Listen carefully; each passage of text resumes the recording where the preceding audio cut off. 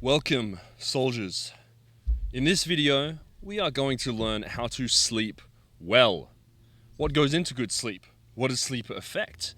What makes your sleep worse? Everything about sleep, everything I know about sleep, and hopefully by the end of the video, you can put it into practice into your life so you sleep like a baby, a healthy baby. Sleep is the quintessential linchpin that brings everything in your life together, really everything in your life. There's your health, but sleep has an impact on your career, on your relationships, on the level of ability that you have to do life at every level. Your muscle gain, fitness, everything. It's probably top 3 most important things to consider in your health journey. And unfortunately, people treat it as an afterthought. They don't prioritize it. And if you want to maximize your life, you have to prioritize your sleep. I'm so grateful for my sleep quality. Every night, I'm out like a light. Sometimes I plan to do some reading, and I do read, but sometimes I'll plan to do reading, and then before I know it, I'm asleep in bed. It takes me a couple of minutes max. Every night to sleep, I sleep throughout the night, unless maybe I'll get up and have some milk or something if I get a little hungry. Other than that, I don't have any troubles going to sleep, and it's very consistent, and I wake up before sunrise without an alarm, ready for the day. That's how your sleep should be. Most people's sleep is not like that, so let's get into how to fix that. Most people don't have the energy or drive to commit to anything else because they have poor sleep. They're teed off at work, they're frustrated with their family. It's really an epidemic, and most people are just throwing a band-aid over the top by smashing coffee or energy drinks or other stimulants because they don't have the raw, natural recuperation that sleep gives us. So we want to make sure that we have that. Getting on top of your sleep is number 1 to creating a better life. Everything else is going to flow better. So everyone intuitively feels when they're getting good sleep or not. Maybe if you don't even have that reference point of good sleep, you just don't know what it can feel like. So what it can feel like is, as I mentioned, you wake up energized for the day and you're just ready to go. Everything's recovered. You're not like, groggy getting out of bed. You don't need to rush to go get coffee. You have good sleep and you wake up, no alarm needed, and you're ready to go and you're motivated. That is what good sleep can feel like. You don't necessarily need sleep trackers or your little armband to be beep, beep, beep. Oh, I got a bad night's sleep last night. Thanks, I feel that already. I don't need some little robot telling me also that. So I used to use one of those ring tracker things, but again, having that source of EMF on you is unnecessary, and I know when my sleep is good, when I've recovered. I can just feel it intuitively in myself, and it's good to get to know that rather than having a screen tell you how you feel. So why do we want to sleep well? Well, hormone production, recovery from exercise, your focus, your memory. Adequate sleep is vital for memory consolidation and other brain functions. So if you want to remember things, you have to sleep on it. And a lack of sleep obviously impairs your focus. You're tired, you can't concentrate on things. Your decision making is worse. The brain uses the brain uses the sleep state to strengthen all those neural connections, get rid of unneeded ones, process memories, all that kinds of things. If we want to learn efficiently and get better, we need sleep. Recovery and detox. During deep sleep, the brain's glymphatic system becomes much more efficient to get rid of toxins and build up of brain activity throughout the day. Tissue repair, protein synthesis, muscle repair, as I mentioned, and there's also the growth hormone release. All of this occurs primarily during sleep. So if you're not getting sleep, you really are not going through the processes needed to have a healthy body. There's like this mental thing with people, I'll sleep when I'm dead. Sleep, because you're unconscious during sleep, it's kind of relegated to this less important part of your life of health. And you'll be on top of going to the gym and you'll be on top of eating the right foods, but you won't be on top of going to bed at 9:30, 10 p.m. and being consistent with your sleep because you consider it as an afterthought. It's not really part of your waking conscious life. So it gets reduced in importance, but that is not the case. Everything else gets better, and I want you to prioritize your sleep if you take anything away from this video. I've had to prioritize sleep at the cost of some other things, and you will have to do that. When your friends, you go out to dinner and you have a nice evening and it's 9:30, 10, and you say, I want to have a productive day tomorrow, I'm going to go get some rest. They may go on to the bars or dick around for a while, and you end up losing 2 hours, and by then you're cutting into that kind of early sleep period where the majority of growth hormone repair is done. The next day you're slow, the next day you lose your momentum. That's what lack of sleep does. And I think if you have this once in a while, okay, you're not going to sleep. I've been up all night, 6 a.m., bender, whatever. That is once in a while, and that's not going to have a significant impact across your life. I'm not one of those guys that says if you lose 45 minutes of sleep, you're cooked for a whole week and longer, and your heart disease goes up. And no, I don't believe in that. What I do believe in is consistency with your routine and producing momentum via discipline in everything with your health habits, and prioritizing your sleep, because your sleep creates a better wakeful state for the entire next day and the next day. So prioritizing that over, like, you've seen your friends, what's an extra 45 minutes, hour of messing around? I believe in cutting out things like that aren't as necessary, as long as you're still being social. Be social during the day. You don't need to be social at 2 a.m. So prioritize your sleep, have these rules in place, because everything else in your life is going to get better. What are some signs of good sleep?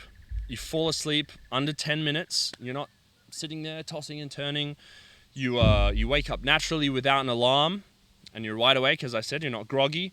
You wake up with a taut boner, which is good as a man. You don't get tired throughout the day. It's possible for you to have good enough sleep that you have enough energy for the entire day. And of course, if you're working out, if you're intense with whatever physical activity, you will get tired again to the point of having a nap, but you're depleted physically. Your physical energy is depleted. It's not this weird tiredness where you just can't think straight. That is like, you're still, with good sleep, you're clear throughout the whole day and you can focus even if you're physically tired from exercise, which is good. You get marked improvements in muscle pain and soreness, or skin healing if you have a cut overnight. That is also a good sign of good sleep. So what makes good sleep? What can we focus on for good sleep? So I'll mention what makes good sleep, and then I'll mention what makes or affects your sleep negatively. And then at the end, some other kind of random tips which may be on both sides of the spectrum. Exercise and activity during the day. If you are not depleting your physical battery of energy, you're going to find it hard to rest at night, okay? This one seems like a no-brainer, but a lot of people will be like, oh, I have trouble sleeping. Well, how much physical activity did you do that day? Oh, I was kind of like, I was at work, so I was sitting all day, and then, didn't really move much, maybe went for a 20-minute walk. Well, okay. You've got all of this physical energy that you need to build up. You need to use, because it is built up if you're a healthy person, and deplete yourself so that your body needs to recharge. If you have trouble sleeping, go walk 20,000 steps up and down a nice forest hill and mountains, and then at the end of the day come back and try to fall asleep, and then tell me that you can't fall asleep after a day like that. It just doesn't happen. So on some level, if you're finding it hard to go to sleep, you probably need to exert more physical force, more even mental energy. If you're focusing on something, you're doing something where you're thinking a lot and focusing, it's not necessarily that physical, and physical energy is more important to be depleted. But as long as you're doing things, like using up energy gives you energy overall, but it also creates a deficit that you then need to recover from sleep. And that's very important. So exercise, a heavy lift will always get you into a good place with your sleep, as long as you're not doing it right before bed, jacking up your cortisol right before you sleep. I don't recommend that, but I'll get to that later. So increase your exercise and activity. If you go out on the beach and you're jumping in the waves, you're mountain biking all day, I guarantee you'll sleep well after that. So that's something to keep in mind. Nasal breathing and mouth taping. So the quality of our sleep is highly dictated by what kind of breathing we're doing throughout the night. If we are mouth breathing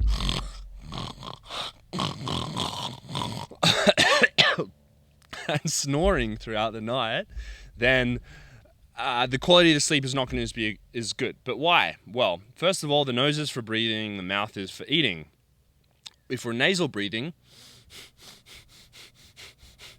then we're filtering the oxygen, but the diaphragm is being used for nasal breathing.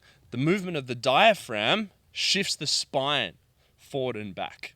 When that spine is moving forward and back, we get a natural flow of cerebrospinal fluid that pumps up into the brain and then draws it out again. If we're not breathing through our nose, we're not getting that deep breath, we're getting this up here through the mouth and snoring, then we're reducing the amount of that spinal movement which promotes cerebrospinal fluid uptake, and that is one of the reasons that your brain system is able to clear out throughout the night. So we want to nasal breathe. Ideally, you're a Giga Chad, you didn't have any jaw issues growing up, and you just sleep at night like that, no mouth tape needed, and you nasal breathe all the time. A lot of us, myself included, sometimes a mouth tape helps. So you just close your mouth with some tape and then it's shut, and your body has no option other than to nasal breathe. And it really, really makes a difference. Try it out for yourself. If you try it out and you feel no different, you're likely a really good nasal breather throughout the night anyway without it. But if you wake up with a massive difference in your sleep quality, you've probably been mouth breathing and snoring, or if your girl has complained about snoring, or you've been at a sleepover with your buddies and they said, "Oh mate, you snore," then look into mouth taping. It'll really make a difference with the quality of your sleep. And also, you don't wake up with dry mouth is a sign that you've been mouth breathing throughout the night. So you want to avoid that in order to have optimal sleep quality. Kind of related to the glymphatic flow is having your bed inclined, okay? Not too much, we don't want to be completely like this, but if you get your bed or whatever you sleep on and you put some bricks or books even underneath the top side things, so you get a slight angle, maybe 10 degrees or so. This means your body's going to be in a slightly inclined position with your head being up a little bit, not the other way around. That is very, very beneficial to allow gravity to move that glymphatic flow naturally around. It's also easier to breathe because there's less gravity pressure on the lungs themselves. So if you're a weak breather, or you've been through something like pneumonia, then I highly recommend, or you're going through pneumonia, I highly recommend. Pneumonia, it's okay, you want to get really up so there's less pressure, especially for older people. But in general, for normal sleeping, if you incline your bed a little bit, you're going to get a nice boost to all those things, which is going to improve sleep quality. So sounds a bit strange, but try it out. Fresh air.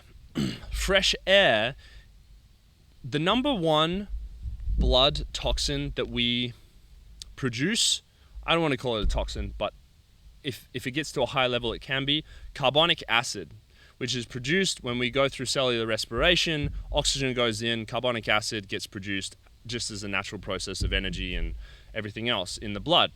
If we don't have fresh air, then we cannot purify the blood as much. And this goes for when you're waking as well. You want as much fresh air as possible all the time. It is kind of like the base level of everything that goes into health. Your breath is what's the thing that you can do the least amount of time without? The breath, because we need oxygen. So fresh air is super, super important the entire day, but sleeping as well. You want to maximize your windows being open. You want to get an air purifier if you're in a high traffic area like a city.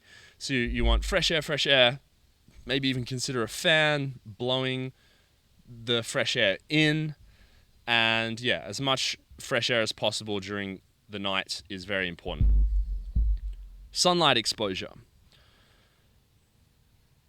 Viewing sunrise has an impact on your sleep. You may think, oh, it's in the morning, it doesn't necessarily affect what's going on in the night, but your body has this circadian rhythm, this understanding of time with itself, where it times all of these biological processes according to the light signals. Thank you, sun. The light signals that it's being given by its eyes. And this is why using artificial blue light is negative, but I will go into that later. Getting sunlight throughout the day will make you more sleepy at night. And as I said, viewing the sunrise. So your body has a real intimate knowledge of, okay, this is the infrared light which signals the start of the day. If you're getting that input each morning, as close to sunrise as you can view, then the better, because then that's going to mean your body has this understanding to time its circadian rhythm, and it's going to be easier to wake up at that time, and it's also going to be easier to fall asleep at that time. Same with viewing the sunset. It's another very innate biological timer that your body can then use to enhance its circadian rhythm, which means everything else is going to flow. And this goes beyond just sleep. It goes on, memory, energy, mood, hormones, everything else. But for sleep especially, if you can, just as long as you can try to get outside, you don't have to directly see the sun. Ideally you do. But being outside during sunrise and sunset in particular will go a long way to encoding that light information through the eyes so that your circadian rhythm is good. And also sunlight during higher UV times of the day is always going to improve your sleep as well as many other things. So blue light. No blue light emitting screens or artificial lights once the sun goes down. If you really want to get on top of your sleep, then you will implement these rules in your home. Once the sun has gone down, there's none of these big overhead bright fluorescent lights. No. You're only allowed to have floor level lighting or small lamps that are low, because when lights are high, our body interprets that as daylight. But if they're low, they're coming into the bottom half of the eye. There's less of that wakeful perception from these overhead lights. Okay, so you want low lighting, you want red lights, you want infrared lights, you want beeswax candles, even better. If you can walk around like an old candlestick holder like this, oh Jimmy, that's what I do sometimes, walking around with a candle. But you will be absolutely, if you never tried this before, you will be gobsmacked how much this makes a difference to only have candles. I find myself at 8 o'clock, I'm like, all right, I'm done, because the sun goes down like 6:30 or something, it starts to get dark, my lights are off, I have my very low dim red light or candles, and you're sleepy by 8 o'clock. Like you don't realize how much the artificial lights are really doing, because you're just like, oh, it's normal, I'm cooking dinner, put the kitchen light on, and then I go into the bathroom and have a shower, and it's like, it's quite bright in bathroom lightings. You don't realize how much that is impacting you until you go without it. So absolute game changer in terms of sleep. Yeah, some people might think it's a bit weird, but like, no, look at all the other animals outside in nature. Do they have these weird devices that they're turning on and like looking into to do stuff? You don't need it. Your eyes will adjust to the lower light conditions, and as I said, you're going to get more tired a lot sooner. And it goes without saying, okay, don't hold your phone and like watch your TikToks or massive flat screen for your evening TV show, because that's going to promote a whole bunch of the wrong circadian rhythm, as well as increased cortisol and other things, which can make you stay awake. So we don't want to do that. If you are going to use technology, sometimes you have to reply to an email or whatever else, then I recommend using blue light blocking glasses. I have some, which I'll drop in the link below, which are the coolest in my opinion, and they work really, really well.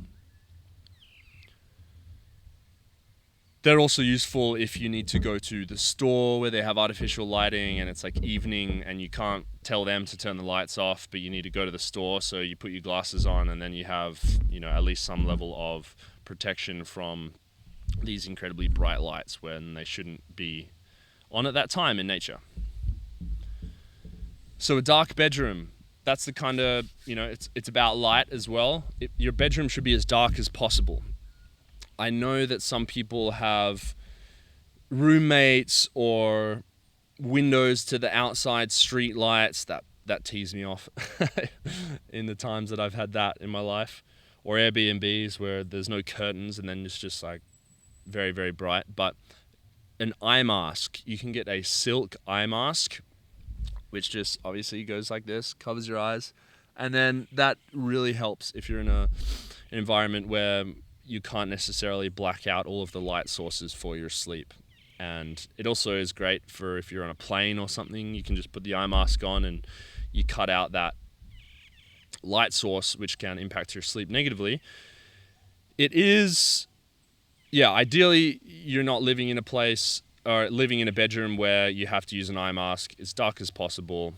You should also make sure that you can go around and tape any electrical devices. Any electrical devices should be turned off at night, but let's say you have a fan which has like some of them have an annoying power light or something, you want to keep that on, just put a bit of tape over the lights. And that's a good way to kind of get rid of all those things. Air conditioners, the same. You can just tape the light and then you get a nice dark room. It's going to be better for your rest. Earplugs is the same. Obviously, we're going to try to have a quiet environment for our sleep. We want to minimize any sensory inputs that disturb us from being the utmost peace unconscious state. This is about maximizing our sleep, okay? So earplugs, I believe you can get natural ones like natural rubber or natural latex or maybe just ear muffs or something like that. That again, if you've got noisy neighbors or roommates or just dogs barking on the street, I've had sometimes, earplugs will help a lot. And again, if you travel a lot, then on a plane, you just put your earplugs in, put your eye mask on, and then you're good for the most part. Using your bedroom for sleep and making love only. This is about intentionally curating an environment that triggers your brain to associate with certain activities. If you're only using your bed for sleep, then when you get into bed, your body and brain is used to having sleep there or sex. So if you're lying in bed, working at your laptop, doing work or watching things or just hanging out in your bedroom throughout the day, it becomes less of a relaxing sleep sanctuary and your brain begins to associate with other things. If you can be in bed and then if you were working on a work problem earlier that day, then you could be triggered to think about that work problem and so on and so forth. So we want to curate our bedroom as to be this cozy, peaceful thing that we use for sleep, and that's it. And that's going to improve your association with that area with sleep, increasing the ability to go to sleep. So sleeping earlier and rising earlier is best. You can be sleeping the same amount of hours as someone else, but the hours of sleep that you can get before midnight are more important than after midnight. So someone's like, yeah, I sleep 8 hours. Well, when are you going to sleep? 2 a.m. to 10 a.m. Because that circadian rhythm is misaligned, and I bet they're on technology till 2 a.m. anyway. That's the only reason you're really up at that time. What else you can do? Look at the stars, but you'll fall asleep. So, circadian rhythm wise, we are meant to go to sleep earlier and rise earlier. So there are timed biological processes like cleansing of the liver or a whole bunch of other things that occur at certain times of the night. If you're awake during those times, instead of, as you should be, being asleep, you're kind of missing out on the quality of the sleep that you could be getting. So even if you're sleeping 8 hours, if it's not at this 9, 10 p.m. bedtime in general, then it's not as good comparatively. Early bedtime, I go to sleep 9 o'clock, 9:30 on like a good day.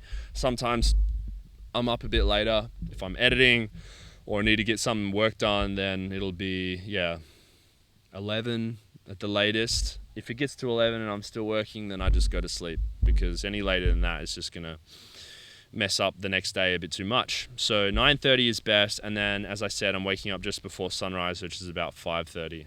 So I'm getting 8 hours. No alarm.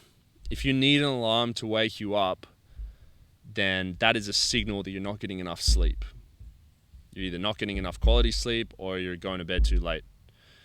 And I understand on the off occasion that you need an alarm to wake you up for something important, like an early flight or an interview or a phone call or something. That's not what I'm talking about. I'm talking about if you need an alarm to wake up for work every single day, then you need to look at what you're doing, because ideally you're waking up well before the time that you need to get up and get ready for work, so you have enough time to do your healthful morning routine, get a bit of movement in before you head to work. You're not alarm, wake up, gotta get to work, rush, boom, whatever. That's not a nice state to be in, and your sleep should be good enough that you're just, okay, the sleep is done and now I'm awake and I have enough time to do my things before I get. And that works for even if you need to wake up early to work out before you have to take care of the kids or something like that, these other responsibilities that happen. You can actually tell your brain, okay, wake me up at 5:30. Try it. Set an alarm for backup like 15 minutes later, but there's something within your brain that knows what time it is, and you can actually tell your brain, if you consciously say, wake me up at this time, you can do it. I've tried it and it works. And a lot of people have told me that it works for them as well. Whatever is happening in the brain, it understands time. It understands when you tell it to wake up at a certain time. As long as you're not like going to bed at 4 a.m. and then you're like, wake me up at 6 without an alarm. Just in normal life. What do you want to sleep in? You want to sleep in linen bed sheets. You want wool pillows, cotton bed sheets. These are the only materials that I would use because, so natural materials only, of course, but the vibe of being in natural materials and the coziness of linen and wool, and also the electrostatic frequency of when wool moves, if you've heard me talk about that, it creates a little grounding cloud of ions. All of that is going to improve the quality of your sleep. Also, temperature regulation, thermoregulation. If you are using natural materials, your skin can breathe properly. It can not get too hot, because getting too hot obviously impacts your sleep negatively. So wrapping yourself in polyester, you get all sweaty, you can't remove the heat properly, your sleep is going to be interrupted. Sleeping attire. So what do you wear to bed? I'm usually naked, personally. It's quite hot where I live. I also just run hot as a person, so I can sleep naked, and that's what I feel the most comfortable doing. Definitely don't wear any tight clothes. Don't restrict your lymphatic. Don't restrict your blood flow by wearing like tight pajama pants or anything else. If you're going to wear something, again, loose, baggy wool, cotton. I've heard that some people, if you're in a colder environment, it's good to wear wool layers. So in cold environments, I usually wear nice baggy wool socks that don't constrict the feet at all. Sometimes wool beanie. I know that there's, have you seen those night caps that they used to wear in the olden days? I believe there's something valid about keeping your head warm, your feet warm, and then the covers can kind of keep the rest of your body warm. But again, it comes down to personal preference. You feel better wearing a loose, baggy cotton tee and some sort of wool pant on and socks, and that makes you sleep better, then go for it and check it out and experiment with things. It's just my personal preference to sleep nude. So nutrition before bed. You will sleep the best if you have a nice large cup of raw milk with added raw cream and raw honey right before bed or close to bed. Because sleep is actually an energy intensive process. If you want to have good sleep, you need to be eating a decent amount. You need to be providing your body with nutrition. Again, what is happening during sleep? You're rebuilding, you're repairing, you're flushing out, detoxing. All of these things require energy, require nutrients. So having a little boost of raw fats for the nervous system to calm the brain, which is really good for sleep, it's going to make you fall asleep. Carbohydrates and honey, and then also in milk, sugars in general, you have energy. Fats are the most important one, I would say. And then carbohydrates are in milk anyway. It's good for the brain, good for everything. Nice, like, sweet treat. Protein, I would say, less important than fats and carbohydrates for the particular sleep session, but you have a bit of extra protein. I mean, there's proteins in milk, right? I'm not even going to say that there's like one thing is better than another. If I had to pick one, it would be raw fats, but the others are also good because, as I said, you're repairing and everything else during sleep. So having an excess of all these nutrients is never ever going to be a bad thing. Now, what you want to avoid is having like a big fat cooked meal that's harder to digest before bed. That's why milk is so good. It's liquid, your body can utilize it super quickly, and then raw milk, of course, is, superior in every way because of the avoidance of pasteurization, which can change the molecules of the fats.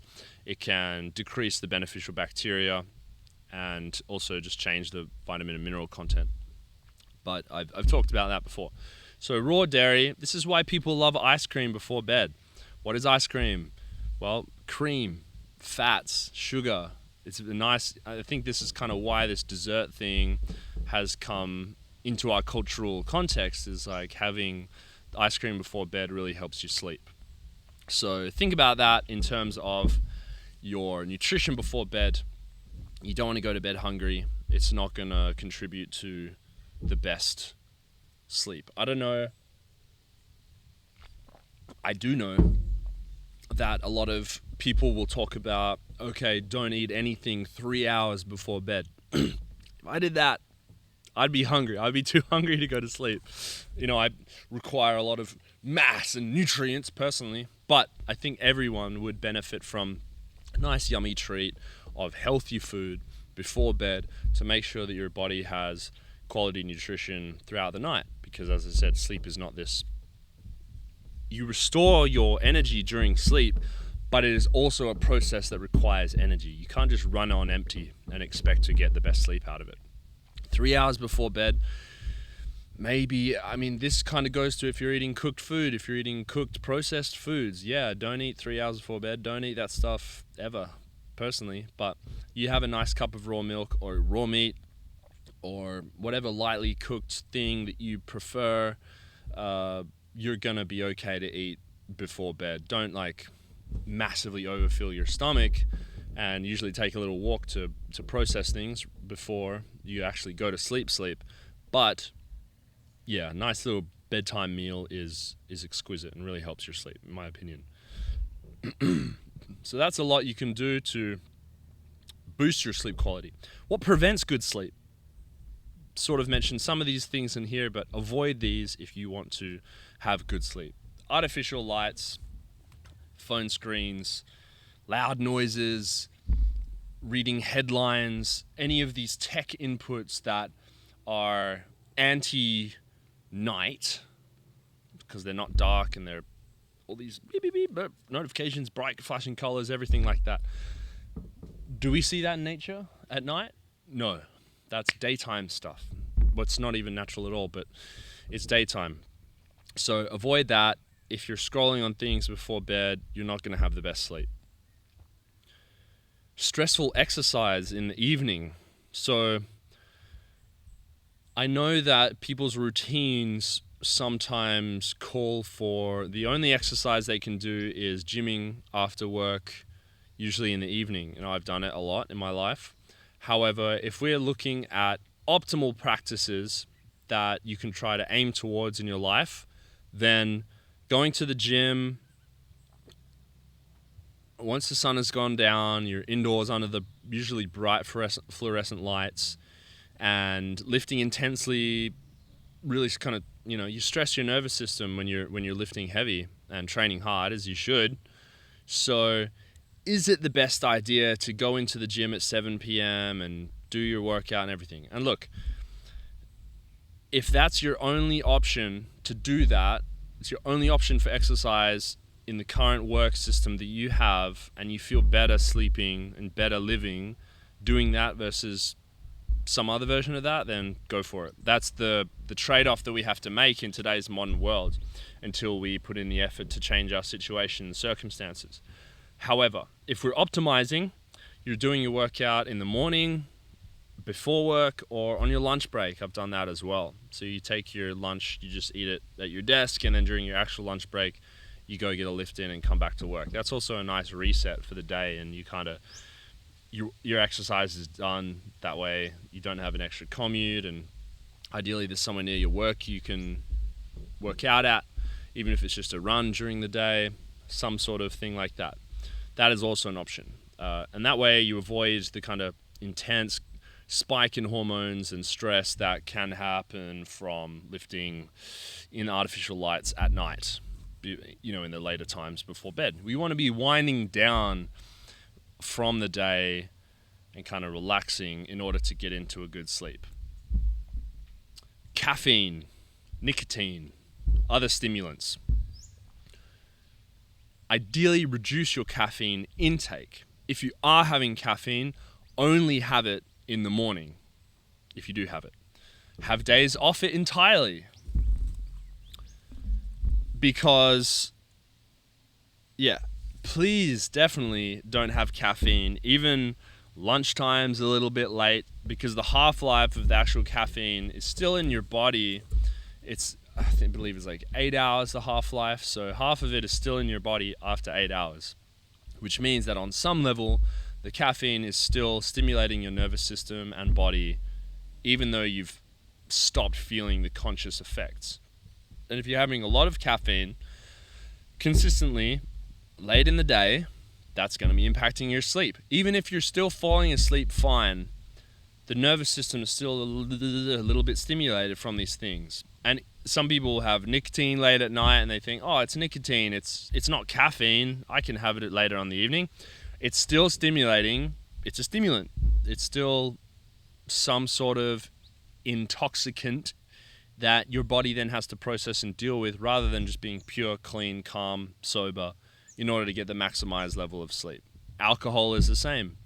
Alcohol, weed, they are going to impact the quality of your sleep if you're having them and the compounds are in your body before you rest. So you could be going to bed early, you could be doing everything right, but if you're having a drink before bed or you're smoking in the afternoon consistently, then the sleep quality is not going to be as good as it could be. Now, again, we're adults. There's a trade-off. You want to go out for a few beers, not beers, let's say wine or mead, because we're Viking chads that want to stick to our, the proper fermented ancient drinks.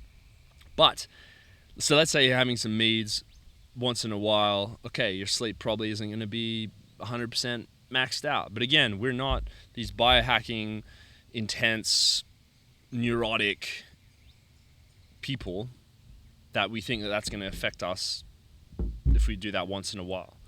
You still have to realize the fact that if it's consistent, then it is going to have an effect just due to the nature of the compounds. So caffeine, nicotine, stimulants, weed, alcohol, other drugs, you have to make the decision, what is the trade-off between your sleep quality and how often am I having these compounds?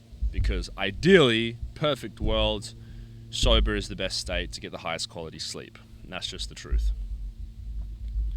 Having an irregular schedule. So going to bed and rising at the same time enables your body to get into that real nice circadian rhythm where everything works like clockwork.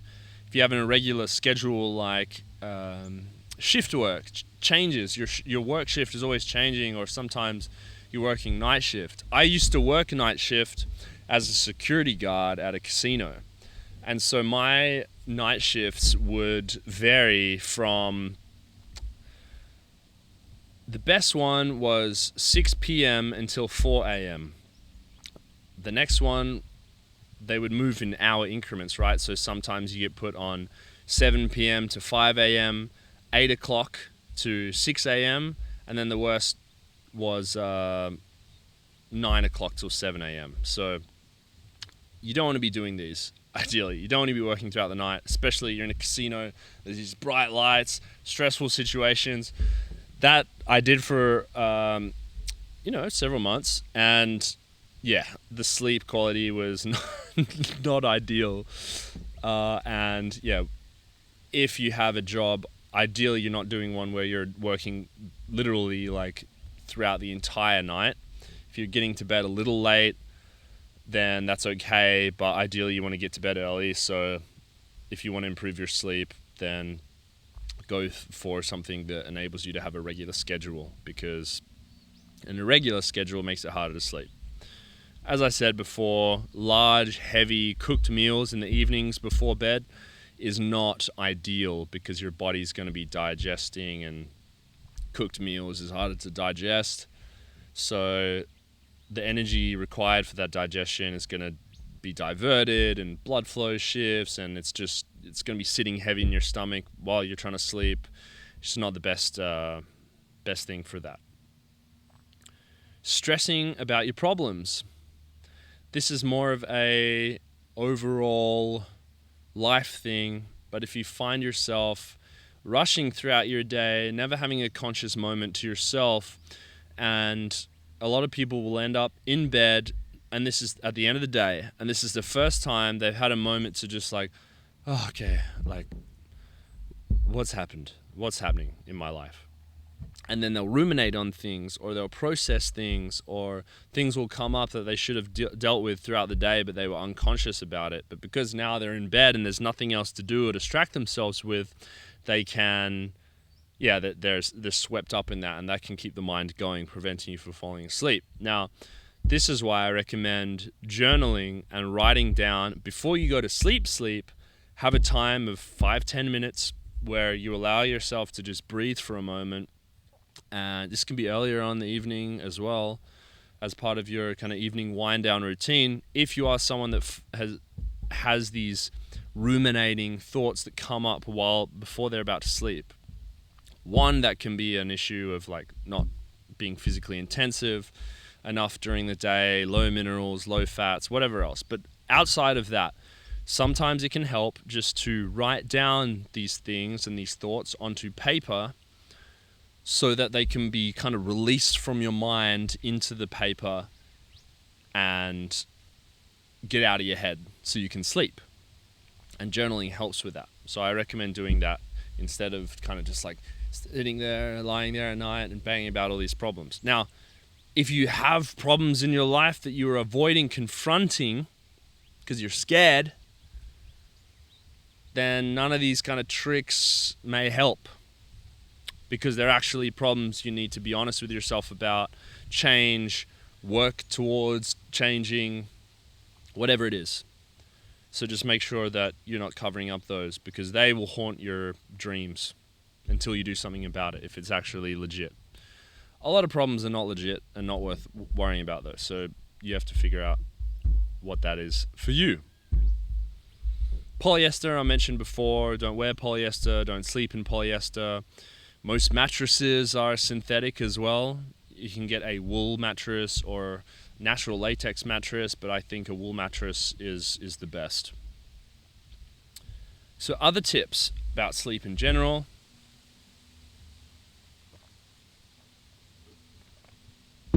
Taking naps. Napping is pretty good to do, as long as you're, again, so going back to that physical energy point, if you're depleting your physical energy because you're doing well, you're exercising, you're out all morning, you can come back early afternoon and you put your feet up. Kicking the feet up is important. When your feet are up, it's easier for your body to kind of move blood out of the legs into the body again, and there's something about that which gives your body a little reset. So you don't have to like get into bed, sleep for an entire hour, for the nap to be helpful, but just putting the feet up and closing your eyes for 20 minutes or so, even if you're not falling asleep, is very helpful. It's like a second non-sleep, but you're deep resting period, which, lions do it. Most animals do it early afternoon when the sun is at its highest, or peak UV. They'll just chill and nap under the trees because they've been out and doing stuff all morning.